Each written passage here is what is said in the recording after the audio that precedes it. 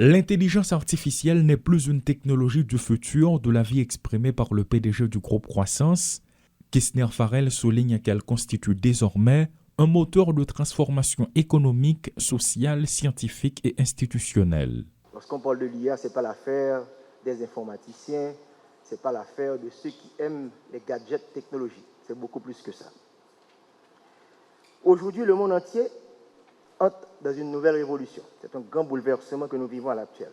L'IA n'est pas seulement un élément de la technologie, c'est une révolution qui avance à travers le monde, pénétrant chaque jour davantage dans les foyers, et dans de nombreux secteurs de la vie nationale, elle y provoque des transformations. Cette révolution transforme déjà les entreprises, les administrations publiques, les systèmes de santé, l'éducation, la finance, l'agriculture, les transports et même la manière dont les gouvernements prennent leurs décisions. On ne projette pas l'avenir, c'est actuel, mes amis.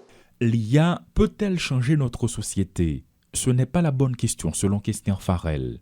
La vraie, comment des pays comme Haïti peuvent devenir des acteurs de cette transformation plutôt que de simples consommateurs de technologies développées ailleurs? Le pays fait face à de nombreux défis et l'économiste estime qu'il s'agit d'un instrument à utiliser à bon escient. L'IA peut améliorer la qualité des services publics, renforcer la transparence, un mot qui n'est pas trop populaire chez nous. On va aux élections très prochainement, bah ouais. On aurait pu utiliser l'IA pour réduire les coûts, bah ouais. Optimiser les finances publiques, soutenir les agriculteurs, moderniser les hôpitaux, personnaliser l'éducation, mieux gérer les risques naturels et créer une nouvelle génération d'emplois qualifiés. C'est à l'occasion du colloque international organisé par l'Université de technologie d'Haïti en collaboration avec la BRH que le PDG du groupe Croissance a souligné l'importance de l'intelligence artificielle. De son côté, le recteur de l'institution, Jocelyn Val, insiste sur le fait qu'elle ne représente pas une menace pour le fonctionnement de la société.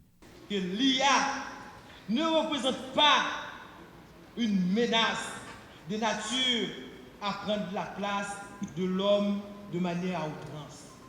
Contrairement à ce que disent les gens, que l'IA va remplacer les hommes et les femmes.